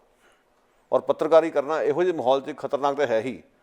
ਹੁਣ ਜਦੋਂ ਇਹੋ ਜਿਹੇ ਲੋਕ ਸਿਆਸਤ 'ਚ ਆਉਣਗੇ, ਉਹ ਪੱਤਰਕਾਰਾਂ ਨੂੰ ਸਮਝਣ ਹੀ ਕੁਛ ਨਾ, ਤਾਂ ਕਿਸ ਕਿਸਮ ਦਾ ਮੈਸੇਜ ਜਾ ਰਿਹਾ ਸਰਕਾਰ ਵੱਲੋਂ, ਤੁਸੀਂ ਇਸ ਤੋਂ ਕਾਫੀ ਕੁਝ ਅਨੁਮਾਨ ਲਾ ਸਕਦੇ ਹੋ। ਇਹ ਜਾਣਨਾ ਜ਼ਰੂਰੀ ਹੈ। ਬਿਲਕੁਲ ਜੀ, ਇਹ ਗੱਲ ਜਿਸ ਦਿਨ ਲੋਕ ਸੰਪਰਕ ਵਿਭਾਗ ਨੇ ਬਾਕਾਇਦਾ ਤੌਰ 'ਤੇ ਸਰਕਾਰ ਦੇ ਵੱਲੋਂ ਜਿਸ ਨੇ ਹਕੂਮਤ ਨੇ ਫੈਸਲਾ ਕੀਤਾ, ਪੰਜਾਬ ਸਰਕਾਰ ਨੇ, ਕਿ ਉਹਦਾ ਚੈਨਲ ਵੀ ਆਪਣਾ ਹੀ ਹੋਏਗਾ, ਸੰਦੇਸ਼ ਵੀ ਮੁੱਖ ਮੰਤਰੀ ਆਪ ਹੀ ਜਾਰੀ ਕਰੇਗਾ, ਪ੍ਰੈਸ ਨਾਲ ਮਿਲਣ ਦੀ ਲੋੜ ਹੀ ਨਹੀਂ, ਪੱਤਰਕਾਰ ਸੰਮੇਲਨ ਦੀ ਜ਼ਰੂਰਤ ਹੀ ਨਹੀਂ। ਇਹ ਗੱਲ ਬਾਕਾਇਦਾ ਤੌਰ 'ਤੇ ਇਹ ਐਲਾਨੀਆ ਤੌਰ 'ਤੇ ਕੀਤੀ ਗਈ। ਉਸ ਤੋਂ ਬਾਅਦ ਇਸ ਗੱਲ ਦਾ ਬੜਾ ਰੌਲਾ ਵੀ ਪਿਆ ਕਿ ਪੱਤਰਕਾਰ ਜੇ ਸਰਕਾਰ ਸੁਣ ਦੂਗੀ ਹੀ ਨਹੀਂ। ਕਿਹਾ ਜਾਂਦਾ ਹੈ ਕਿ ਲੋਕਤੰਤਰ ਦਾ ਚੌਥਾ ਥੰਮ ਹੈ ਅਤੇ ਜਿਸ ਥੰਮ ਨੂੰ ਤੁਸੀਂ ਆਪ ਹੀ ਸੁੱਟੀ ਜਾ ਰਹੇ ਹੋ, ਜੇ ਤੁਹਾਡਾ ਕੋਈ ਆਲੋਚਕ ਹੀ ਨਹੀਂ, ਸਾਰਥਕ ਆਲੋਚਨਾ ਤੁਹਾਨੂੰ ਹਜਮ ਹੀ ਨਹੀਂ ਹੁੰਦੀ, ਅਤੇ ਤੁਹਾਡੇ ਜਿਹੜੇ ਬਾਕਾਇਦਾ ਤੌਰ 'ਤੇ ਅੰਨੇ ਭਗਤ ਨੇ, ਸਮਰਥਕ ਨੇ, ਉਹ ਇਹ ਗੱਲ ਨੂੰ ਸੁਣਨ ਲਈ ਉਵੇਂ ਹੀ ਤਿਆਰ ਨਹੀਂ ਜਿਵੇਂ ਕਦੇ ਅਕਾਲੀ ਦਲ ਦੇ ਜਿਹੜੇ ਅੰਨੇ ਭਗਤ ਸਨ, ਉਹ ਅਕਾਲੀ ਦਲ ਦੀ ਆਲੋਚਨਾ ਸੁਣਨ ਨੂੰ ਤਿਆਰ ਨਹੀਂ ਸਨ। ਕਾਂਗਰਸ ਦੇ ਜਿਹੜੇ ਅੰਨੇ ਭਗਤ ਸਨ, ਉਹ ਕਾਂਗਰਸ ਦੀ ਆਲੋਚਨਾ ਨਹੀਂ ਸੁਣਦੇ। ਅਤੇ ਅੱਜ ਜੇ ਉਹ ਦੇਸ਼ ਦੀ BJP ਅਤੇ ਮੋਦੀ ਦੇ ਅੰਨੇ ਭਗਤ ਨੇ, ਮੋਦੀ ਦੀ ਆਲੋਚਨਾ ਨਹੀਂ ਸੁਣਦੇ, ਤਾਂ ਫਿਰ ਆਪਣੇ 'ਚ ਕੀ ਫਰਕ ਹੋਇਆ? ਮਤਲਬ ਕਿ ਚਾਰ ਰੱਤੀਆਂ ਉੱਤੇ ਹੀ ਆਪਾਂ ਜਾ ਰਹੇ ਹਾਂ। ਇਹ ਦੁਖਦਾਈ ਗੱਲ ਹੈ। ਜਦੋਂ ਅਸੀਂ ਇਸ ਗੱਲ ਨੂੰ ਵੱਡੇ ਕੈਨਵਸ 'ਤੇ ਦੇਖਦੇ ਹਾਂ ਤਾਂ ਦੇਸ਼ ਪੱਧਰ 'ਤੇ ਇਹੀ ਗੱਲ ਜਿਹੜਾ ਹੈ ਨਰਿੰਦਰ ਮੋਦੀ ਅਤੇ ਉਸ ਦੀ ਸਰਕਾਰ ਲਾਗੂ ਕਰ ਰਹੀ ਹੈ। ਹੁਣ ਅਸੀਂ ਗੱਲ ਕਰਦੇ ਹਾਂ ਆਨੰਦ ਤੇਲ ਤੁੰਬੜੇ ਵਰਗੇ ਜਾਂ ਗੌਤਮ ਨਵਲਾਖਾ, ਜਾਂ ਫਿਰ ਕਸ਼ਮੀਰ ਦੇ ਵਿੱਚ ਕਈ ਪੱਤਰਕਾਰ ਐਸੇ ਨੇ ਜਿਨ੍ਹਾਂ ਨੂੰ ਜੇਲ੍ਹਾਂ 'ਚ ਸੁੱਟਿਆ ਗਿਆ। ਜਿਨ੍ਹਾਂ ਪੱਤਰਕਾਰਾਂ ਦੀ ਗੱਲ ਜਦੋਂ ਅੱਜ ਜੇ ਕੋਈ ਕਰਦਾ ਤਾਂ ਕੋਈ ਸੁਣਨ ਲਈ ਤਿਆਰ ਨਹੀਂ ਹੈ, ਅਜੇ ਵੀ ਉਹ ਹਵਾਲਾਤ 'ਚ ਬੰਦ ਨਹੀਂ। ਇਹੋ ਜਿਹੀ ਇੱਕ ਪਿੱਛੇ ਜੇ ਬਹੁਤ ਸਨਸਨੀਖੇਜ਼ ਖਬਰ ਆਈ ਸੀ ਕਿ ਸਰਕਾਰ ਨੇ ਕਿਸ ਤਰੀਕੇ ਨਾਲ ਇਜ਼ਰਾਈਲੀ ਏਜੰਸੀਆਂ ਦੇ ਨਾਲ ਮਿਲ ਕੇ ਬਕਾਇਦਾ ਤੌਰ 'ਤੇ ਇਹ ਫੈਸਲਾ ਕੀਤਾ ਇੱਕ ਪੈਗਸਸ ਦੇ ਇਸ ਆਪਰੇਸ਼ਨ ਦੇ ਰਾਹੀਂ ਕਿ ਪੱਤਰਕਾਰਾਂ ਦੀ ਵੀ ਜਿਹੜੀ ਖੁਫੀਆ ਜਾਣਕਾਰੀ ਹੈ, ਸੀਕ੍ਰੇਟਸ ਨੇ, ਉਹਨਾਂ ਨੂੰ ਆਪਣੇ ਕੰਟਰੋਲ 'ਚ ਰੱਖਿਆ ਜਾਏ ਤਾਂ ਕਿ ਉਹਨਾਂ ਦੇ ਖਿਲਾਫ ਵਰਤ ਕੇ ਜਾਂ ਉਹਨਾਂ ਨੂੰ ਆਪਣੇ ਅਧੀਨ ਕਰਕੇ ਡਰਾਇਆ ਜਾਏ। ਸੋ ਇਹੋ ਜਿਹੇ ਜਿਹੜੇ ਆਪਰੇਸ਼ਨ ਸਰਕਾਰ ਦੇ ਬਕਾਇਦਾ ਤੌਰ 'ਤੇ ਜਿਹੜੇ ਯੰਤਰ ਵਿਦੇਸ਼ਾਂ 'ਚੋਂ ਖਰੀਦ ਕੇ ਸਰਕਾਰ ਪੱਤਰਕਾਰਾਂ ਦੇ ਖਿਲਾਫ ਵਰਤ ਰਹੀ ਹੈ, ਜਿਨ੍ਹਾਂ 'ਚ ਕੁਝ ਪੱਤਰਕਾਰਾਂ ਦੇ ਨਾਮ ਵੀ ਸਾਹਮਣੇ ਆਏ, ਜਾਂ ਆਪਣੇ ਵਿਰੋਧੀਆਂ ਦੇ ਖਿਲਾਫ ਵਰਤ ਰਹੀ ਹੈ, ਇਹ ਇੱਕ ਸਾਜ਼ਿਸ਼ ਜਿਸ ਕਿਸਮ ਦੀ ਹੈ ਸਰਕਾਰ ਦੀ ਤਾਕਤ ਦੀ ਦੁਰਵਰਤੋਂ ਦੀ, ਅੱਜ ਪ੍ਰਤੱਖ ਰੂਪ 'ਚ ਉਜਾਗਰ ਹੋ ਰਹੀ ਹੈ। ਵੈਸੇ ਇੰਡੀਆ 'ਚ ਨਾ ਪਹਿਲਾਂ ਵੀ ਹੁੰਦਾ ਰਿਹਾ। ਇਹਦਾ ਖੈਰ ਜਿਹੜੀ ਟੈਕਨੋਲੋਜੀ ਦੀ ਆਪਾਂ ਗੱਲ ਕਰ ਰਹੇ ਹਾਂ, ਟੈਕਨੋਲੋਜੀ ਬੇਸ਼ੱਕ ਨਵੀਂ ਹੈ, ਪਰ ਤੌਰ ਤਰੀਕੇ ਪਹਿਲਾਂ ਵੀ ਸਰਕਾਰ ਦੇ ਰਹੇ ਨੇ। ਤੁਸੀਂ ਸ਼ਾਇਦ ਤੁਹਾਨੂੰ ਯਾਦ ਹੋਵੇ ਕਈ ਸਾਲ ਪਹਿਲਾਂ ਖਬਰਾਂ ਆਮ ਆਉਂਦੀਆਂ ਸੀਗੀਆਂ ਕਿ CID ਦਾ ਮਹਿਕਮਾ ਕਿਵੇਂ ਲੋਕਾਂ ਦੀ ਫੋਨ ਟੈਪਿੰਗ ਕਰ ਰਿਹਾ। ਫੋਨ ਟੈਪਿੰਗ ਦੀ ਖਬਰਾਂ ਆਮ ਛਪਦੀਆਂ ਸੀ, ਵਿਰੋਧੀ ਧਿਰਾਂ ਦੀ, ਪੱਤਰਕਾਰਾਂ ਦੀ। ਅੱਜ ਹੁਣ ਨਵੇਂ ਤੋਂ ਨਵੇਂ ਤਰੀਕੇ ਅਖਤਿਆਰ ਕਰ ਲਏ ਗਏ। ਹੁਣ ਸੋਸ਼ਲ ਮੀਡੀਆ 'ਚ ਕਿਵੇਂ ਸੰਨ ਲਾ ਕੇ ਤੁਹਾਡੀ ਜਾਣਕਾਰੀ ਇਕੱਤਰ ਕਰਨੀ ਹੈ, ਹੁਣ ਉਹ ਵੀ ਸੰਦ ਤਿਆਰ ਹੋ ਗਏ ਨੇ। ਮਸਲਾ ਤਾਂ ਨੀਅਤ ਦਾ, ਸਰਕਾਰ ਦੀ ਨੀਅਤ ਦਾ। ਨੀਅਤ ਸਦਾ ਹੀ ਖੋਟੀ ਰਹੀ ਸਰਕਾਰ ਦੀ। ਸੋ ਨਵੇਂ ਜਿਹੜੇ ਸੰਦ ਆਏ ਉਹਨੂੰ ਵੀ ਕਾਟ ਲਾਉਣ ਇਹਨਾਂ ਨੇ ਤਰੀਕੇ ਲੱਭ ਲਏ ਨੇ। ਸੋ ਇਸ ਦੇ ਲਈ ਸਾਨੂੰ ਹਰ ਇੱਕ ਸਮੇਂ ਹਰ ਪਲ ਸੁਚੇਤ ਰਹਿਣ ਦੀ ਲੋੜ ਆ। ਆਪਣੇ ਹੱਕਾਂ ਬਾਰੇ ਜਾਣੂ ਹੋਵੋ, ਔਰ ਜਦੋਂ ਵੀ ਇਹੋ ਜਿਹੀ ਭੀੜ ਪੈਂਦੀ ਤਾਂ ਲੜਨਾ ਵੀ ਸਿੱਖੋ। ਬਿਲਕੁਲ। ਔਰ ਦੂਜੀ ਗੱਲ ਇੱਕ ਹੋਰ ਵੀ ਹੈ ਕਿ ਜੇ ਤੁਹਾਡੇ ਵਿਪਰੀਤ ਵਿਚਾਰਾਂ ਵਾਲੇ ਨਾਲ ਵੀ ਹੋ ਰਿਹਾ ਤਾਂ ਵੀ ਤੁਸੀਂ ਜ਼ਰੂਰ ਉਸ ਗੱਲ ਨੂੰ ਸਮਝ ਕੇ ਉਸ 'ਤੇ ਖੜੇ ਹੋਵੋ। ਇਹ ਨਹੀਂ ਕਿ ਮੈਨੂੰ ਕਿਸੇ ਪੱਤਰਕਾਰ ਨਾਲ ਐਲਰਜੀ ਹੈ ਜਾਂ ਮੈਨੂੰ ਉਹਦੀ ਸ਼ਕਲ ਨਹੀਂ ਪਸੰਦ ਤੇ ਮੈਂ ਉਹਦੇ ਬਾਰੇ ਗੱਲ ਹੀ ਨਹੀਂ ਕਰਨੀ, ਇਹ ਕੋਈ ਸੈਂਸ ਨਹੀਂ ਬਣਦੀ ਗੱਲ ਦੀ। ਜਦੋਂ ਕੋਈ ਇਹੋ ਜਿਹਾ ਸਾਂਝਾ ਮਸਲਾ ਖੜਾ ਹੁੰਦਾ ਤਾਂ ਤੁਸੀਂ ਆਪਣੇ ਸਾਰੇ ਮਤਭੇਦ ਛੱਡ ਕੇ ਪਾਸੇ ਤਾਂ ਵੱਡੀ ਲੜਾਈ ਵੱਲ ਨਿਸ਼ਾਨਾ ਜਿਹੜਾ ਤੁਹਾਡਾ ਹੋਣਾ ਚਾਹੀਦਾ। ਇਸ ਤਰ੍ਹਾਂ ਦੀ ਮੈਂ ਬਹੁਤ ਵੇਖ ਰਿਹਾ, ਕੰਪੀਟੀਸ਼ਨ ਬਹੁਤ ਹੈ ਸਾਡੇ ਪੱਤਰਕਾਰ ਬਰਾਦਰੀ ਵਿੱਚ ਵੀ। ਕਿਸ ਨੂੰ ਰਾਣਾ ਨਾਲ ਤਕਲੀਫ ਹੈ, ਕਿਸੇ ਨੂੰ ਤੀਸਰਾ ਨਾਲ ਤਕਲੀਫ ਹੋਊਗੀ। ਇਹਨਾਂ ਗੱਲਾਂ ਤੋਂ ਉੱਪਰ ਉੱਠਣ ਦੀ ਲੋੜ ਹੈ, ਕਿਉਂਕਿ ਜੇ ਸਾਂਝੀ ਲੜਾਈ ਲੜਨੀ ਫਿਰ ਸਾਨੂੰ ਇਹ ਮਤਭੇਦ ਛੱਡਣੇ ਪੈਣੇ, ਕਿਉਂਕਿ ਅੱਜ ਜੇ ਉਹਨਾਂ ਦੀ ਤੇ ਕੱਲ ਤੁਹਾਡੀ ਵਾਰੀ ਹੈ, ਇਹ ਗੱਲ ਪੱਕੀ ਹੈ ਜੀ। ਸੋ ਇਹ ਜਿਹੜੀ ਤੁਸੀਂ ਟੈਕਨੋਲੋਜੀ ਦੀ ਗੱਲ ਕਰ ਰਹੇ ਹੋ, ਟੈਕਨੋਲੋਜੀ ਤਾਂ ਸਿਰਫ ਇੱਕ ਸੰਦ ਹੈ। ਪਿੱਛੇ ਤਾਂ ਮਨਸ਼ਾ ਸਰਕਾਰ ਦੀ ਸਰਕਾਰ ਦਾ ਹੋਰ ਵੀ ਤਰੀਕੇ ਵਰਤਦੀ ਹੈ ਤੁਹਾਡੇ 'ਤੇ ਨਿਗਾਹ ਰੱਖਣ ਲਈ। ਸੋ ਉਸ ਵੱਡੀ ਲੜਾਈ ਵੱਲ ਲੋਕਾਂ ਦਾ ਧਿਆਨ ਹੋਣਾ ਚਾਹੀਦਾ। ਸੋ ਅੱਜ ਜਦੋਂ ਅਸੀਂ ਤਾਜ਼ਾ ਘਟਨਾਕ੍ਰਮ ਦੇ ਵਿੱਚ ਜੇ ਕੇਂਦਰੀ ਵਿਸ਼ੇ ਦੇ ਤੌਰ 'ਤੇ ਰਾਣਾ ਅਯੂਬ ਦੀ ਗੱਲ ਕਰਦੇ ਹਾਂ ਤਾਂ ਇਹ ਗੱਲ ਜਗ ਜ਼ਾਹਰ ਹੋ ਚੁੱਕੀ ਹੈ ਕਿ ਰਾਣਾ ਅਯੂਬ ਦੀ ਪਹੁੰਚ ਸਰਕਾਰ ਦੇ ਖਿਲਾਫ ਹੋਣ ਕਾਰਨ ਉਸ ਨੂੰ ਨਿਸ਼ਾਨੇ 'ਤੇ ਲਿਆ ਗਿਆ ਅਤੇ ਅੱਜ ਉਸ ਦੀ ਜਿਸ ਤਰੀਕੇ ਨਾਲ ਇੰਟਰਨੈਸ਼ਨਲ ਏਅਰਪੋਰਟ 'ਤੇ ਈਡੀ ਦੇ ਵੱਲੋਂ ਹਿਰਾਸਤ 'ਚ ਲੈ ਕੇ ਪੁੱਛਗਿੱਛ ਕੀਤੀ ਗਈ, ਜਾਂ ਇਹ ਸਾਰੇ ਵਿਸ਼ੇ ਨੂੰ ਲੈ ਕੇ ਜਿਵੇਂ ਉਸ ਨੂੰ ਡਰਾਇਆ ਧਮਕਾਇਆ ਗਿਆ ਕਿ ਵਿਦੇਸ਼ਾਂ 'ਚ ਬੈਠੇ ਭਾਰਤੀ ਮੀਡੀਆ ਇਸ ਗੱਲ ਦੇ ਪ੍ਰਤੀ ਸੁਚੇਤ ਹੈ ਜਾਂ ਇਸ ਗੱਲ ਨੂੰ ਆਲੋਚਨਾ ਦੇ ਤੌਰ 'ਤੇ ਦੇਖਦਾ ਹੈ ਕਿ ਰਾਣਾ ਅਯੂਬ ਦੇ ਉੱਪਰ ਇਹ ਹਮਲੇ ਨੂੰ ਕਿਸੇ ਨੇ ਆਪਣੇ ਪ੍ਰੈਸ ਕਲੱਬ, ਸੰਸਥਾ, ਜਥੇਬੰਦੀ, ਮੀਡੀਆ ਆਰਗੇਨਾਈਜੇਸ਼ਨ ਰਾਹੀਂ ਇਸ ਨੂੰ ਰੱਦ ਕਰਨ ਦੀ ਕੋਸ਼ਿਸ਼ ਕੀਤੀ ਹੈ ਜਾਂ ਇਸ ਦੇ ਖਿਲਾਫ ਕੋਈ ਮਤੇ ਪਾਸ ਕੀਤੇ ਨੇ ਜਾਂ ਆਵਾਜ਼ ਉਠਾਈ ਹੈ। ਅਸੀਂ ਜੇ ਕੈਨੇਡਾ ਦੇ ਵਿੱਚ ਵੀ ਦੇਖ ਲਈਏ ਤਾਂ ਉੱਥੇ ਜਿੱਥੇ ਕਿ ਭਾਰਤੀ ਮੀਡੀਆ ਖਾਸ ਕਰ ਅਤੇ ਪੰਜਾਬੀ ਮੀਡੀਆ ਆਮ ਕਰ ਜਿੱਥੇ ਪ੍ਰਚਲਿਤ ਹੈ, ਅਸੀਂ ਉਹਨਾਂ ਦੇ ਸਬੰਧ ਦੇ ਵਿੱਚ ਵੀ ਗੱਲ ਕਰੀਏ ਕਿ ਸਾਨੂੰ ਇਸ ਗੱਲ ਦਾ ਅਹਿਸਾਸ ਹੈ ਕਿ ਅਸੀਂ ਇਹੋ ਜਿਹੇ ਕੋਈ ਰੋਸ, ਪ੍ਰੋਟੈਸਟ ਜਾਂ ਆਵਾਜ਼ ਜਾਂ ਮਤੇ ਜਾਂ ਨਿਖੇਧੀ ਕੋਈ ਕੀਤੀ ਹੈ। ਤੁਹਾਨੂੰ ਕੀ ਲੱਗਦਾ ਕਿ ਜਿੰਨਾ ਅਸੀਂ ਫੈਲਿਆ ਹੋਇਆ ਮੀਡੀਆ, ਜਿਹਦੀ ਦੇਣ ਅਸੀਂ ਅੱਜ ਕੱਲ੍ਹ ਦੇ ਪੱਤਰਕਾਰ ਨਹੀਂ, ਇਹਦੀ ਦੇਣ ਤਾਂ 100 ਸਾਲ ਪਹਿਲਾਂ ਦੀ ਗਦਰੀ ਬਾਬਿਆਂ ਦੀ ਹੈ। ਕਈ ਵਾਰੀ ਉਹਨਾਂ ਦੀ ਜਦੋਂ ਗੱਲ ਕਰਦੇ ਹਾਂ ਤਾਂ ਉਹ ਇਉਂ ਲੱਗਦਾ ਕਿ ਆਪਣੇ ਆਪ ਨੂੰ ਸ਼ਰਮਸਾਰ ਮਹਿਸੂਸ ਕਰਦੇ ਆ ਕਿ ਉਹਨਾਂ ਨੇ ਤਾਂ ਬਹੁਤ ਵੱਡੇ ਵੱਡੇ ਕੰਮ ਕੀਤੇ ਸੀ, ਪਰ ਸਾਡੇ ਤੋਂ ਤਾਂ ਮੈਨੂੰ ਲੱਗਦਾ ਕਿਸੇ ਦੇ ਲਈ ਨਿਖੇਧੀ ਦਾ ਕੋਈ ਮਤਾ ਵੀ ਪਾਸ ਨਹੀਂ ਹੁੰਦਾ। ਦੇਖੋ ਜੀ, ਇਹ ਤਾਂ ਕਿਸੇ ਕੋਈ ਸ਼ੋਕ ਸਮਾਚਾਰ ਵੀ ਲਿਖ ਲੈਣ ਤਾਂ ਉਹ ਵੀ ਬਹੁਤ ਵੱਡੀ ਗੱਲ ਹੋਏਗੀ। ਜਿਹੜੇ ਸ਼ੋਕ ਸਮਾਚਾਰ ਨਹੀਂ ਲਿਖ ਸਕਦੇ ਅੱਜ ਪੱਤਰਕਾਰ ਬਣੇ ਹੋਏ ਨੇ, ਉਹਨਾਂ ਨੇ ਜੇ ਸ਼ੋਕ ਸਮਾਚਾਰ ਲਿਖਣ ਜੋਗੇ ਹੈ ਨਹੀਂ ਤਾਂ ਸਮਾਚਾਰ ਕੀ ਲਿਖਣਾ, ਤੇ ਨਿਖੇਧੀ ਦਾ ਮਤਲਬ ਤੇ ਭੁੱਲ ਹੀ ਜਾਓ। ਸੋ ਹਾਲਾਤ ਇਹ ਬਣੇ ਹੋਏ ਕਿ ਪੱਤਰਕਾਰੀ ਦੇ ਵਿੱਚ ਉਹ ਵਾਲੀ ਗੱਲ ਨਹੀਂ ਰਹੀ ਜਿਹੜੀ ਉਹਨਾਂ ਬਾਬੇ ਸੀ ਜਿਨ੍ਹਾਂ ਨੇ ਸੁਦੇਸ਼ ਸੇਵਕ ਸ਼ੁਰੂ ਕੀਤਾ, ਗਦਰ ਅਖਬਾਰ ਸ਼ੁਰੂ ਕੀਤਾ, ਖੁਦ ਮੂਹਰੇ ਕੋਈ ਕੁਰਬਾਨੀਆਂ ਵੀ ਦਿੱਤੀਆਂ ਨੇ, ਔਰ ਜਿਹਦੇ ਕਰਕੇ ਅੱਜ ਅਸੀਂ ਪੰਜਾਬੀ ਦੇ ਵਿੱਚ ਇੱਥੇ ਗੱਲਾਂ ਕਰ ਰਹੇ ਹਾਂ ਇਸ ਮੰਚ ਰਾਹੀਂ। ਇਹ ਮੰਚ ਵੀ ਤਾਂ ਹੀ ਇੱਥੇ ਪੈਦਾ ਹੋਇਆ ਕਿ ਉਹਨਾਂ ਨੇ ਕੁਰਬਾਨੀਆਂ ਦਿੱਤੀਆਂ, ਨਹੀਂ ਤਾਂ ਪੰਜਾਬੀ ਦੇ ਪੈਰ ਕਿੱਥੇ ਲੱਗਣੇ ਸੀ ਇੱਥੇ। ਬਿਲਕੁਲ। ਸੋ ਪਹਿਲਾਂ ਤਾਂ ਉਹਨਾਂ ਦੇ ਦੇਣਦਾਰ ਹੋਈਏ ਕਿ ਉਹਨਾਂ ਕਰਕੇ ਸਾਰਾ ਕੁਝ ਹੋਇਆ, ਰਿਣੀ ਹੋਈ ਉਹਨਾਂ ਦੇ। ਫਿਰ ਅਗਾਂਹ ਵੇਖੀ ਕਿ ਅਸੀਂ ਉਹਨਾਂ ਦੇ ਪਾਸੇ ਨਾਲ ਚੱਲ ਵੀ ਰਹੇ ਕਿ ਨਹੀਂ ਚੱਲ ਰਹੇ।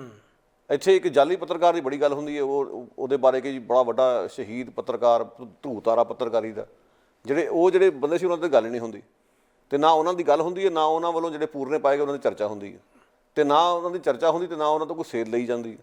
ਜੋ ਸੇਧ ਲਈ ਨਹੀਂ ਜਾ ਰਹੀ, ਅਤੇ ਹਾਲਾਤ ਇਹ ਨੇ। ਰਾਣਾ ਅਯੂਬ ਜੀ ਤਾਂ ਇੱਥੇ ਆਈ, ਤੁਸੀਂ ਆਪ ਯਾਦ ਕਰੋ ਗੁਰਵਿੰਦਰ ਸਿੰਘ ਜੀ ਕਿੰਨੇ ਕੁ ਪੱਤਰਕਾਰਾਂ ਨੇ ਉਸਦੇ ਇੰਟਰਵਿਊ ਕੀਤੇ ਨੇ, ਉਂਗਲਾਂ ਦੇ ਗਿਣਨਯੋਗ ਨਾਂ ਨੇ।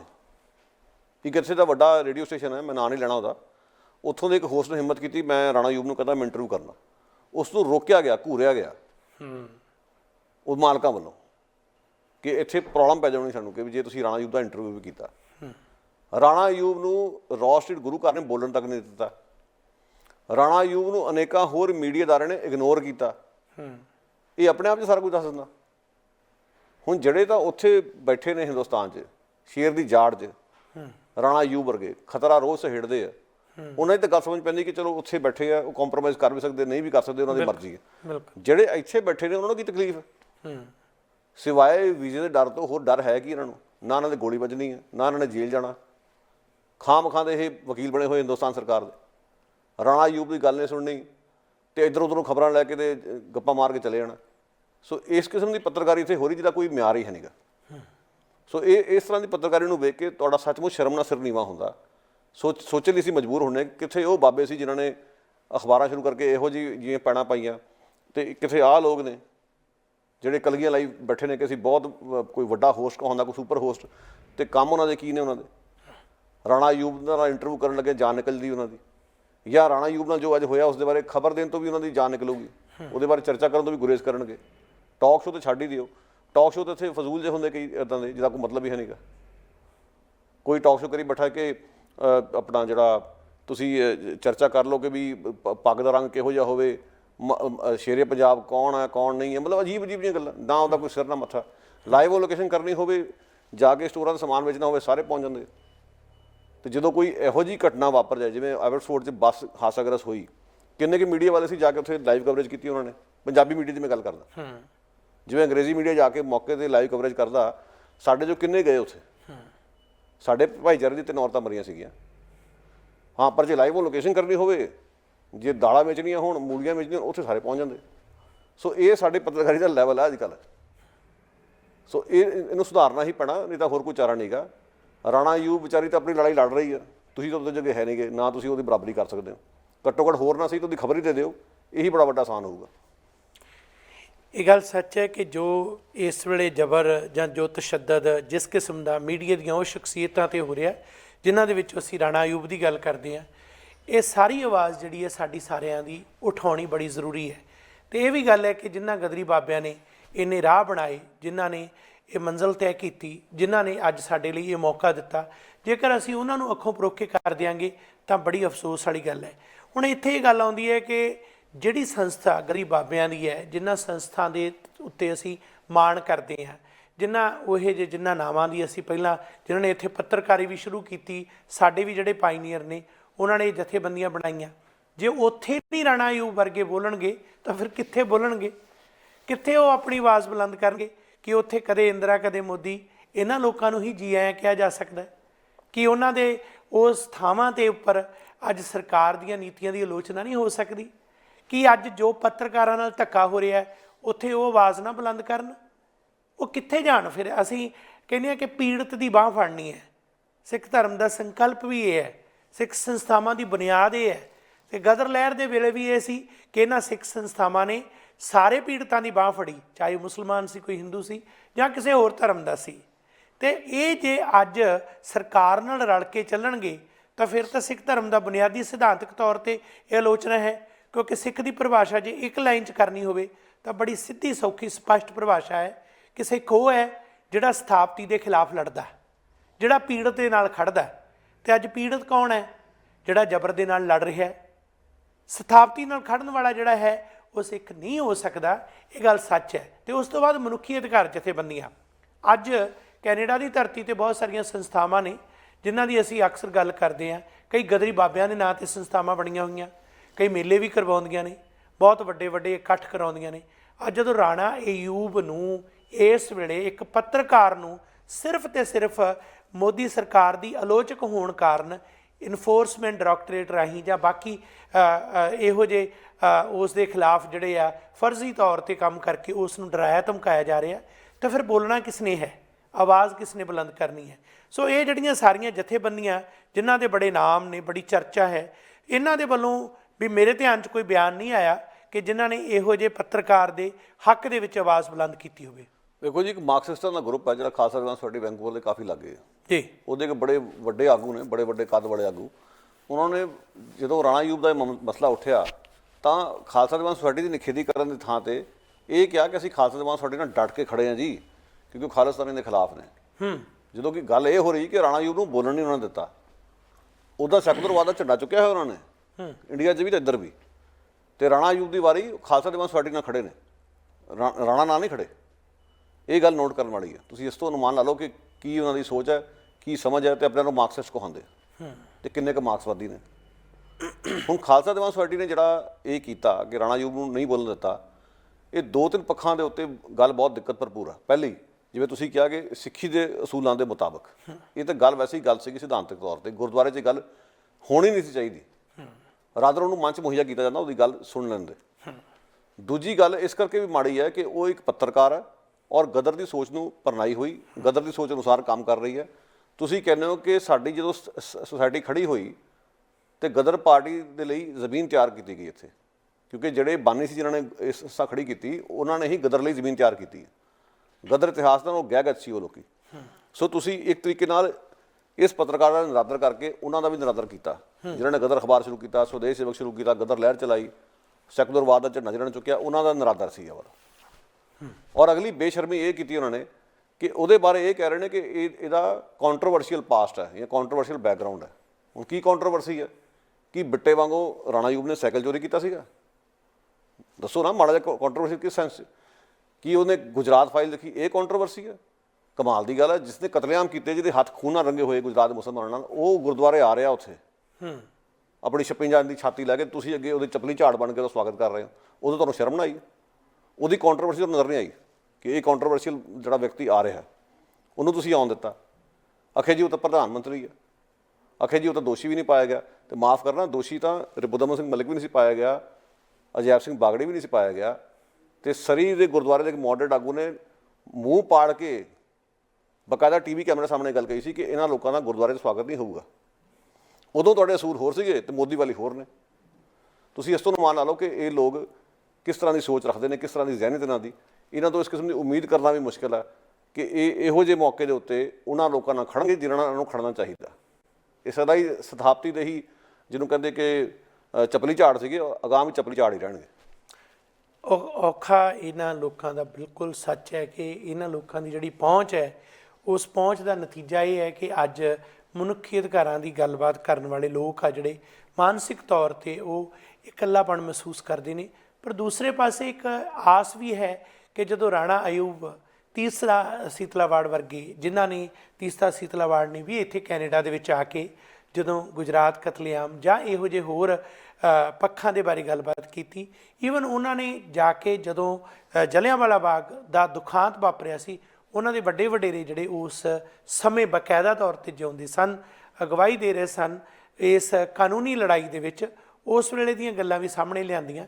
ਇਹੋ ਜਿਹੇ ਜਿਹੜੇ ਪੱਤਰਕਾਰ ਨੇ, ਚਾਹੇ ਅੱਜ ਵੀ ਜਿਹੜੇ ਵੱਖ-ਵੱਖ ਰੰਗਾਂ, ਧਰਮਾਂ, ਫਿਰਕਿਆਂ ਦੇ ਵਿੱਚ ਕੰਮ ਕਰ ਰਹੇ ਨੇ, ਉਹਨਾਂ ਨੂੰ ਸਲੂਟ ਅਸੀਂ ਕਰਦੇ ਹਾਂ।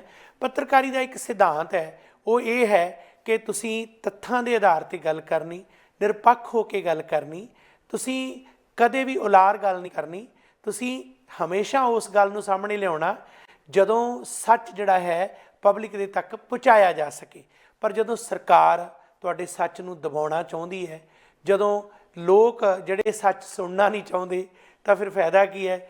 ਤੇ ਸਹੀ ਹੈ ਗੱਲ ਕਿ ਇਸ਼ਕ ਨੂੰ ਆਦਤ ਨਾ ਪਾਇਓ ਬੋਲਣ ਦੀ, ਅਜੇ ਤੱਕ ਲੋਕ ਕੰਨਾਂ ਨੂੰ ਸੁਣਨ ਦੀ ਜਾਂਚ ਨਹੀਂ ਆਈ। ਜੇ ਇਹੋ ਜਿਹੀ ਸੋਚ ਹੈ ਤਾਂ ਫਿਰ ਅਫਸੋਸ ਹੈ।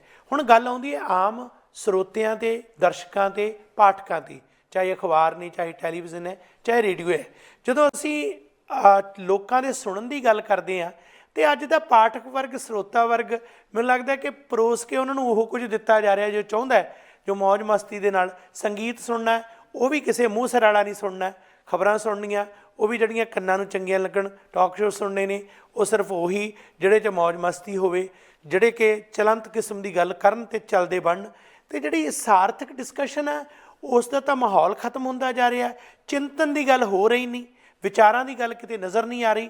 ਗੰਭੀਰ ਸੰਜੀਦਾ ਸੋਚ, ਜਿਸ ਬਾਰੇ ਸਾਨੂੰ ਕਿਹਾ ਗਿਆ ਸੀ ਕਿ ਸੋਚ ਜਿਹੜੀ ਹੈ, ਚਿੰਤਨ ਹੈ, ਸਭ ਤੋਂ ਵੱਡੀ ਚੀਜ਼ ਹੈ। ਜਿਹੜਾ ਫਲਸਫਾ ਸਾਨੂੰ ਵਿਰਸੇ 'ਚੋਂ ਮਿਲਿਆ, ਅਸੀਂ ਅੱਜ ਉਹ ਸੁਣਨਾ ਵੀ ਨਹੀਂ ਚਾਹੁੰਦੇ, ਦੇਖਣਾ ਵੀ ਨਹੀਂ ਚਾਹੁੰਦੇ। ਇਹ ਦੇਖੋ, ਗੁਰਦਸ ਦੀ ਗੱਲ ਸੁਣਾ ਕਿ ਸਭ ਨੂੰ ਚਿੰਤਨ ਕਰਨਾ ਚਾਹੀਦਾ ਬਹਿ ਕੇ।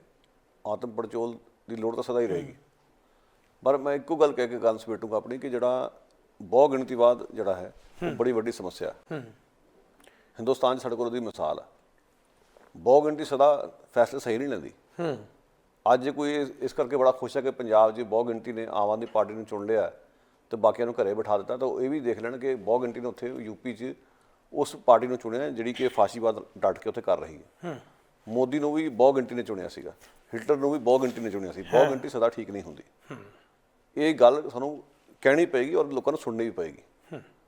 ਕਈ ਵਾਰੀ ਅਸੀਂ ਕੀ ਕਰਦੇ ਹਾਂ, ਅਸੀਂ ਆਲਾ ਦੁਆਲਾ ਵੇਖ ਕੇ ਅਸੀਂ ਇਸ ਗੱਲ ਮੌਜ 'ਚ ਖੁਸ਼ ਰਹਿ ਜਾਂਦੇ ਕਿ ਹਾਂ ਵੀ ਸਭ ਠੀਕ ਹੈ, ਸਾਰੇ ਮੇਰੇ ਮੁਤਾਬਕ ਨੇ, ਜਾਂ ਬਹੁ ਗਿਣਤੀ ਬਿਲਕੁਲ ਸਹੀ ਕਰ ਰਹੀ। ਬਹੁ ਗਿਣਤੀ ਸਦਾ ਸਹੀ ਨਹੀਂ ਕਰਦੀ, ਇਸ ਗੱਲ ਨੂੰ ਜਾਣਨਾ ਬਹੁਤ ਜ਼ਰੂਰੀ ਹੈ। ਸੋ ਬਹੁ ਗਿਣਤੀ ਤਾਂ ਕਈ ਗੱਲਾਂ ਅੰਧ ਵਿਸ਼ਵਾਸਾਂ ਵਾਲੇ ਵੀ ਕਰਦੀ ਹੈ। ਕੀ ਉਹਦਾ ਮਤਲਬ ਫਿਰ ਤਾਂ ਇਹ ਨਿਕਲਿਆ ਫਿਰ ਤਰਕਸ਼ੀਲ ਵੀ ਆਪਣਾ ਕੰਮ ਬੰਦ ਕਰ ਲੈਣ। ਲੋੜ ਕੀ ਉਹਨਾਂ ਨੂੰ ਮੇਲੇ ਕਰਾਉਣ ਦੀ, ਲੋੜ ਕੀ ਨਾਟਕ ਖੇਡਣ ਦੀ? ਕਿਉਂਕਿ ਜੇ ਬਹੁ ਗਿਣਤੀ ਮਤਲਬ ਤੁਹਾਡੀ ਗੱਲ ਹੀ ਨਹੀਂ ਸੁਣ ਰਹੀ। ਸੋ ਤੁਹਾਨੂੰ ਕਿਧਰੇ ਨਾ ਕਿਧਰੇ ਤਲਖ ਗੀਤਾਂ ਦਾ ਸ਼ੀਸ਼ਾ ਲੋਕਾਂ ਨੂੰ ਵਿਖਾਉਣਾ ਪੈਣਾ। ਸੋ ਮੈਂ ਮਹਿਸੂਸ ਕਰਦਾ ਕਿ ਜਿਹੜੀ ਬਹੁ ਗਿਣਤੀ ਵੀ ਸਵੈ ਪੜਚੋਲ ਕਰੇ ਕਿ ਕੀ ਤੁਸੀਂ ਮੌਕੇ 'ਤੇ ਨਹੀਂ ਖੁੰਝਾ ਰਹੇ, ਕੀ ਤੁਹਾਨੂੰ ਕੰਨ ਰਸਤੇ ਨਹੀਂ ਹੋਇਆ, ਕੀ ਤੁਸੀਂ ਬਹੁਤਾ ਸਮਾਂ ਆਪਣੇ ਫੇਸਬੁੱਕਾਂ 'ਤੇ, ਸੋਸ਼ਲ ਮੀਡੀਆ 'ਤੇ ਅਦਬ-ਜਦੀ ਜਾਣਕਾਰੀ ਵਿੱਚੋਂ ਲੁਤਫ ਲੈਣ 'ਤੇ ਨਹੀਂ ਲਾ ਰਹੇ ਜੀ। ਸੋ ਇਹ ਗੱਲਾਂ ਥੋੜ੍ਹੀਆਂ ਇਸ 'ਚੋਂ ਨਿਕਲ ਕੇ ਆਪਣੀ ਸਵੈ ਪੜਚੋਲ ਕਰੋ। ਅਫਸੋਸ ਦੀ ਗੱਲ ਹੈ ਕਿ ਦੇਖੋ, ਜਦੋਂ ਮੈਂ ਮਾਸ ਕਮਿਊਨੀਕੇਸ਼ਨ ਕੀਤੀ ਤਾਂ ਉਹਦੇ 'ਚ ਸਾਨੂੰ ਦੱਸਿਆ ਗਿਆ ਕਿ 3 ਤਰੀਕੇ ਦੀ ਕਮਿਊਨੀਕੇਸ਼ਨ ਹੁੰਦੀਆਂ। ਇੰਟਰਾਪਰਸਨਲ, ਇੰਟਰਪਰਸਨਲ ਤੇ ਮਾਸ ਕਮਿਊਨੀਕੇਸ਼ਨ। ਮਾਸ ਕਮਿਊਨੀਕੇਸ਼ਨ ਮਤਲਬ ਜਿਵੇਂ ਅਸੀਂ ਹੁਣ ਜਿਹੜੀ ਗੱਲਬਾਤ ਕਰ ਰਹੇ ਹਾਂ, ਲੋਕ ਵੇਖ ਰਹੇ ਨੇ, ਇਹ ਹੋ ਗਈ ਮਾਸ ਕਮਿਊਨੀਕੇਸ਼ਨ, ਜਿਸ 'ਚ ਬਹੁਤ ਵੱਡੀ ਭੀੜ ਹੈ। ਇੰਟਰਪਰਸਨਲ ਹੋ ਗਈ ਦੋ ਬੰਦਿਆਂ ਦਾ ਆਪਸੀ ਸੰਵਾਦ। ਇੱਕ ਹੁੰਦੀ ਇੰਟਰਾਪਰਸਨਲ ਕਮਿਊਨੀਕੇਸ਼ਨ, ਜਿਹੜਾ ਤੁਸੀਂ ਚਿੰਤਨ ਕਰਦੇ ਹੋ, ਕਵਿਤਾ ਲਿਖਦੇ ਹੋ, ਕੋਈ ਲੈਟਰ ਲਿਖਦੇ ਹੋ, ਆਪਣੇ ਆਪ ਨਾਲ ਸੰਵਾਦ ਰਚਦੇ ਹੋ। ਉਹਦੀ ਜਿਹੜੀ ਸਪੇਸ ਖੁੱਸਦੀ ਜਾ ਰਹੀ ਹੈ, ਉਹ ਬਹੁਤ ਵੱਡਾ ਚਿੰਤਾ ਦਾ ਵਿਸ਼ਾ ਹੈ। ਔਰ ਖੁਸ਼ ਕਿਉਂ ਰਹੀ ਹੈ ਕਿ ਸਾਰਾ ਦਿਨ ਤੁਸੀਂ ਫੇਸਬੁੱਕ ਤੇ ਮੱਥਾ ਮਾਰਨਾ, ਟਵਿੱਟਰ ਤੇ ਚੜੇ ਰਹਿਣਾ, ਇੰਸਟਾਗ੍ਰਾਮ ਤੇ ਚੜੇ ਰਹਿਣਾ, ਆਪਣੀ ਸਵੈ ਪੜਚੋਲ ਕਰ ਰਹੇ ਨੇ ਕਿ ਤੁਹਾਨੂੰ ਆਪ ਨੂੰ ਵੀ ਕੋਈ ਲੋੜ ਹੈ, ਤੁਹਾਡੇ ਆਪਣੇ ਵੀ ਕੁਝ ਮਸਲੇ ਨੇ, ਕੀ ਤੁਹਾਡੀ ਜ਼ਿੰਦਗੀ ਦਾ ਜਿਹੜਾ ਤੌਰ ਤਰੀਕਾ ਸਹੀ ਹੈ, ਤੁਸੀਂ ਸਹੀ ਦਿਸ਼ਾ ਵੱਲ ਨੂੰ ਜਾ ਰਹੇ ਹੋ, ਤੁਹਾਨੂੰ ਆਪਣੇ ਲਈ ਕੀ ਚਾਹੀਦਾ, ਆਲੇ ਦੁਆਲੇ ਕੀ ਮਾੜਾ ਹੋ ਰਿਹਾ, ਮੈਂ ਕੀ ਕਰ ਸਕਦਾ ਜਾਂ ਕੀ ਕਰ ਸਕਦੀ ਹਾਂ। ਇਸ ਤਰ੍ਹਾਂ ਦਾ ਸੰਵਾਦ ਹੈ ਨਹੀਂ, ਜਿਹਦੇ ਕਰਕੇ ਸਾਹਿਤ ਦੀ ਵੀ ਸਪੇਸ ਹੁਣ ਘਟਦੀ ਜਾ ਰਹੀ ਹੈ। ਸੋ ਕੰਪੀਟੀਸ਼ਨ ਵਿੱਚੋਂ ਬੜਾ ਇੱਕ ਕੂੜ ਕਿਸਮ ਦਾ ਸਾਹਿਤ ਰਚਿਆ ਜਾ ਰਿਹਾ। ਸੋ ਇਹ ਤਾਂ ਹੀ ਹੋਏਗਾ ਜੇ ਅਸੀਂ ਇੰਟਰਾਪਰਸਨਲ ਵੱਲ ਨੂੰ ਆਵਾਂਗੇ, ਜਾਂ ਉਸ ਤੋਂ ਅਗਲੀ ਸਟੇਜ ਇੰਟਰਪਰਸਨਲ ਵੱਲ। ਸਾਰੀ ਦੀ ਸਾਰੀ ਜਿਹੜੀ ਸਪੇਸ ਦੀ ਮਾਸ ਕਮਿਊਨੀਕੇਸ਼ਨ ਦੇ ਅੱਗੇ ਭੇਂਟ ਕਰ ਦਿੱਤੀ ਹੈ, ਉਹਦੇ ਕਰਕੇ ਦਿੱਕਤਾਂ ਪੈਦਾ ਹੋਈਆਂ। ਮੇਰਾ ਆਪਣਾ ਐਨਾਲਿਸਿਸ ਇਹ ਹੈ। ਬਹੁਤ ਖੂਬਸੂਰਤ ਮੀਡੀਆ ਦੀ ਜਿਹੜੀ ਵਿਸਥਾਰ 'ਚ ਜਾਂ ਮੀਡੀਆ ਦੇ ਪੱਖਾਂ ਨੂੰ ਤੁਸੀਂ ਬਿਆਨ ਕੀਤਾ ਹੈ। ਅਸੀਂ ਇਸ ਸਾਰੇ ਮੁੱਦੇ 'ਤੇ ਤਹਿ ਦਿਲੋਂ ਤੁਹਾਡਾ ਧੰਨਵਾਦ ਕਰਦੇ ਹਾਂ ਤੇ ਸ਼ੁਭਕਾਮਨਾਵਾਂ। ਸ਼ੁਕਰੀਆ। ਅਖੀਰ ਦੇ ਵਿੱਚ ਸਮੂਹ ਦਰਸ਼ਕਾਂ ਦੇ ਨਜ਼ਰ ਇੱਕੋ ਹੀ ਗੱਲ ਹੈ ਕਿ ਚੰਗਾ ਦੇਖਣਾ, ਤੱਥ ਤੇ ਅੰਕੜੇ ਤੇ ਸਹੀ ਲੋਕ ਪੱਖੀ ਜਿਹੜਾ ਹੈ ਸਾਹਿਤ ਹੋਵੇ, ਮੀਡੀਆ ਹੋਵੇ, ਉਸ ਦੀ ਜ਼ਰੂਰਤ ਹੈ। ਜਿੱਥੇ ਅੱਜ ਅਸੀਂ ਰਾਣਾ ਆਯੂਬ ਦੇ ਇਸ ਜ਼ਬਰ ਦੇ ਉੱਪਰ, ਜ਼ੁਲਮ ਦੇ ਉੱਪਰ ਗੱਲਬਾਤ ਕੀਤੀ ਹੈ, ਜਿੱਥੇ ਉਹਨਾਂ ਦੇ ਉੱਪਰ ਇਸ ਤਰ੍ਹਾਂ ਦੇ ਈਡੀ ਇਨਫੋਰਸਮੈਂਟ ਡਾਇਰੈਕਟੋਰੇਟ ਰਾਹੀਂ ਡਰਾਉਣ ਧਮਕਾਉਣ ਦੇ ਦਾਅਵੇ ਵਰਤੇ ਜਾ ਰਹੇ ਨੇ, ਉੱਥੇ ਜਿੱਥੇ ਅਸੀਂ ਜ਼ੋਰਦਾਰ ਸ਼ਬਦਾਂ 'ਚ ਨਿਖੇਧੀ ਕਰਦੇ ਹਾਂ, ਉੱਥੇ ਨਾਲ ਇਹ ਵੀ ਗੱਲ ਹੈ ਕਿ ਪੱਤਰਕਾਰਾਂ ਨੂੰ ਮਨੋਬਲ ਜਿਹੜਾ ਮਜ਼ਬੂਤ ਕਰਨਾ ਚਾਹੀਦਾ।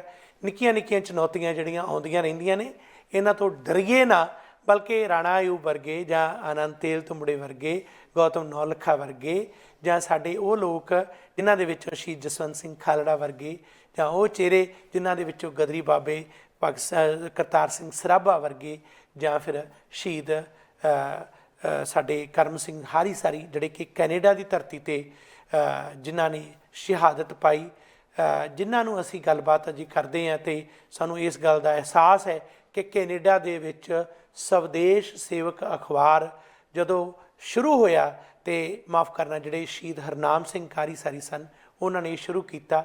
ਉਹਨਾਂ ਦੀਆਂ ਦੇਣਾਂ ਨੂੰ ਅੱਜ ਧਿਆਨ ਵਿੱਚ ਰੱਖ ਕੇ ਇਹ ਸੋਚੀਏ ਕਿ ਸਾਡਾ ਫਰਜ਼ ਬਣਦਾ ਜ਼ਬਰ ਦੇ ਖਿਲਾਫ ਲੜਨਾ।